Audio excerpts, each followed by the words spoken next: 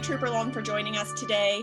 What is the Pennsylvania State Police's role in the state stay-at-home, worker safety, and business closure orders? We've been pretty consistent throughout this entire time.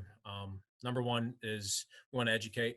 So if people have questions, we want to either direct them to the appropriate agency or give them as much information as we possibly can, as long as it falls within our job function.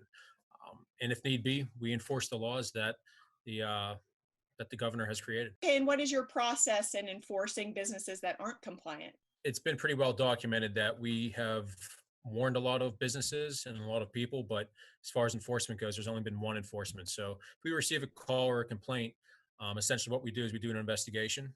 We'll go and we'll meet with the business or the person and once again, educate them, kind of tell them exactly what the Commonwealth wants them to do to be compliant. And if they don't do so, essentially what can eventually happen. And we really haven't found that to be too much of a problem. That's why we've had so many warnings and not so many citations.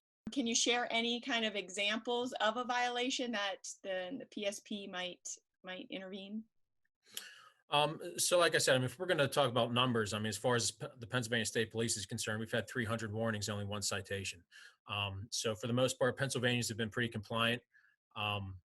And I think for the most part, people were trying to do what they think is the right thing and follow the orders. So we really haven't run into too many issues other than the one in Lebanon County, which isn't really too close to our troop. We're seeing businesses do have a lot of questions about the lawfulness of their type of business resuming work, and where should they confirm that information? Okay, so this is one of the examples that I was speaking about earlier. If you have a specific question and it doesn't really fall under the state police guidelines, what we do is we kind of refer you to another agency. And in this case, that agency would be the Department of Labor and Industry.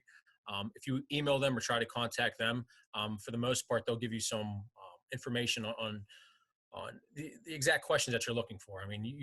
We really don't want to be giving out information second and third hand whenever you should be getting it firsthand from the correct department. In what situations would it be appropriate for businesses or local residents to contact you or their local state police? It's just like anything else. If you suspect that somebody's breaking the law, and in this case, this is a law now, you would contact the state police or your local police department. There's a misconception right now that only the state police are enforcing these. That's not true. So if you live in an area in which the Pennsylvania State Police, we are not your primary police department, you contact your local police department if you think that somebody's violating this order, and then they would do the investigation.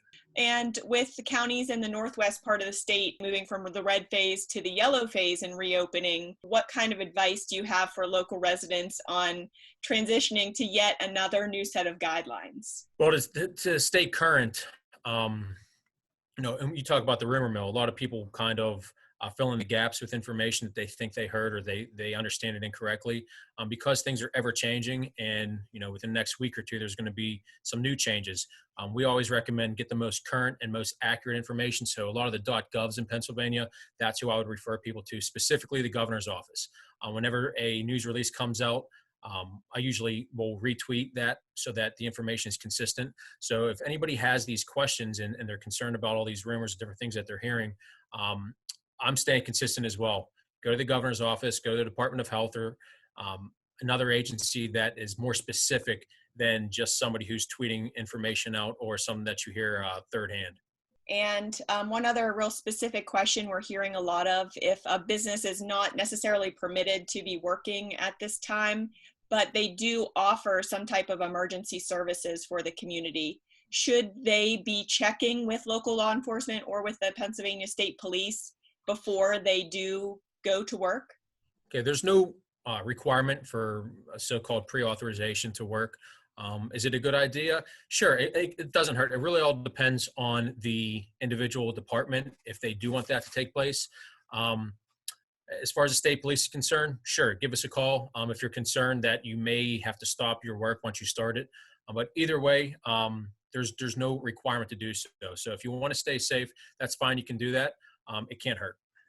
Okay. Well, thank you, Trooper Long, for providing some of that insight for us today. And we really appreciate you and the rest of the Pennsylvania State Police.